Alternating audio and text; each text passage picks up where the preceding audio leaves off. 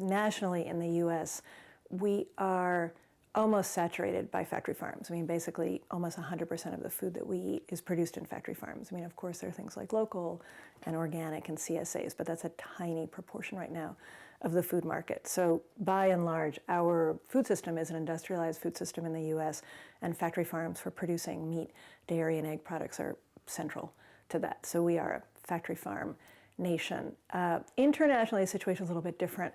Places like Europe, Australia, other what we call industrialized countries, the situation is more or less similar. In Europe, probably a little bit less than the absolute penetration that has been in the United States of factory farming, but pretty much, factory farming is a central means of producing animal products. What is different is in what I refer to as the global south, so developing regions of the world, where factory farming is not fully entrenched, but is making inroads. So in places like Latin America, in large countries in Asia, like China, even India, which we tend to think of as a more or less vegetarian nation, there are now considerable numbers of factory farms, the farms themselves, as well as considerable amounts of production of animal products that come from factory farmed systems. But the costs of that are really enormous. So in terms of the sustainability criteria, I would say factory farming fails almost all of them. Certainly it's contributing to climate change. I know we'll talk about that a bit more. Factory farming both has large resource demands for things like water, but also large pollution effects. So water pollution is a key problem of factory farms. Air pollution, communities, even if we look at human dimensions of sustainability, rural communities have been decimated, the fabric of the community, by factory farming. Back to some of the other more tangible sustainability criteria, perhaps, are things like grain. So even though one might say an argument for factory farming as well, all the cows are not out on the range eating up the rangeland, they're in a small, relatively small, confined area.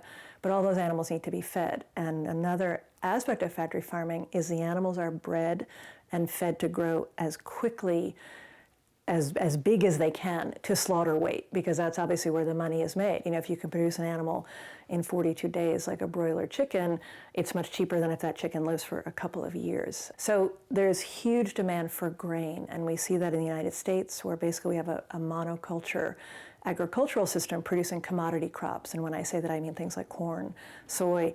We do produce a lot of wheat. Some of that is used for farmed animals, not a huge amount. But in terms of factory farming, also creates just a monoculture in terms of those large amounts of grain that are needed for animals. And one can say that's quite unsustainable in an environmental perspective, because it crowds out a lot of other crops, but also biological diversity. Also, it makes our food system, the food production, very monocultural. So in a standard Western diet, we have an overabundance of animal products and a relative surfeit, or not enough, things like fruits and vegetables and grains consumed by people directly as opposed to through animals. When we see the effects of climate change around the world, livestock production has a role in that, and intensified livestock production has an even larger role because of the resources used and then the consequent emissions from the use of those resources and those production systems. There has been increased attention to this issue in recent years, which has been quite interesting to see how it plays out. But the standard number that many people cite is a study done by the United Nations Food and Agriculture Organization that looked at the livestock sector. So not solely factory farms, but factory farming is part of that. Looked at livestock production globally and concluded that the livestock sector is responsible for 18% of global greenhouse gases. If you see a car, you see a dirty truck, spewing diesel, and you can see the dark fumes, and you can really, you can imagine or almost see that would have an effect on the climate.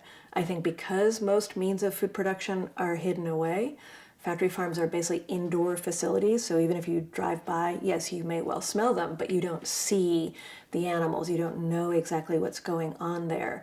I think it's a bit of an out of sight, out of mind. We really need to reorient how we think about food, how we think about food and climate, how we think about what we do as individuals, what we think about how as a society we produce food and how we consume food.